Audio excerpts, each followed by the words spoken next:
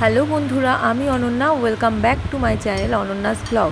তো এখানে কিন্তু প্রচণ্ড গরম পড়ে গেছে, জানি সবখানেই ভীষণ রকম গরম পড়েছে, যার জন্য কিন্তু সামার ভ্যাকেশনও চলছে এবং সেটাকে আরও বাড়িয়েও দেওয়া হয়েছে।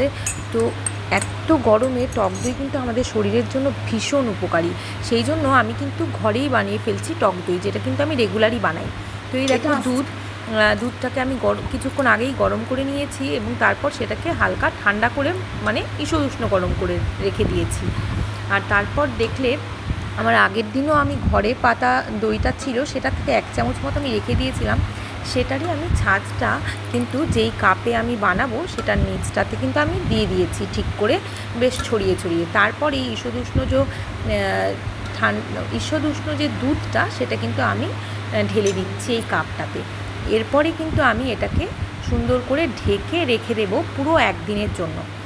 আমি এই সকালবেলা রাখবো, পরের দিন একেবারে সকালে কিন্তু ধরবো, সারাদিন ওটা কিন্তু আর টাচ করবো না। তো তোমরা যেই পাত্রেই রাখবে সেটা কিন্তু ঢেকে সুন্দর রেখে দেবে। এই যে পরের দিন হয়ে গেছে, আমি কিন্তু এখন বের করলাম এটাকে। এখন দেখছি, দেখো এটা কিন্তু দই একদম হয়ে গেছে। তোমরা দেখে কতটা বুঝতে পারছো জানি না, পুরো দই কিন্তু জমে গেছে। এবারে এটাকে আমি একটু টেস্টি বানানোর জন্য ফ্রিজে কিন্তু রেখে দেবো। ফ্রিজে এই 2-3 ঘন্টা মতো রেখে দেবো। এই যে আমি ফ্রিজে এখন রেখে দিচ্ছি।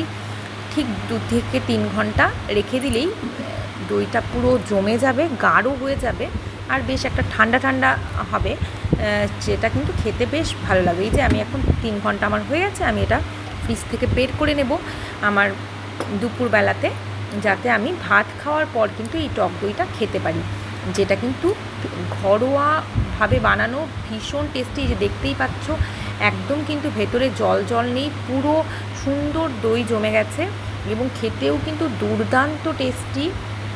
ঠিক আছে, বেশ ক্ষীর দই একটা ব্যাপার, তোমরা এটাকে বানিয়ে দেখতে পারো। এবং আমি কিন্তু একটুও চিনি অ্যাড করি না এই টক দইটা, দারুণ টেস্টি। দেখো ক্ষীর দইয়ের মতো হয়েছে, খেতেও কিন্তু অসম্ভব ভালো। তোমরা কিন্তু একদিন বানিয়ে খেয়ে দেখতে পারো এবং আমায় জানিও কেমন।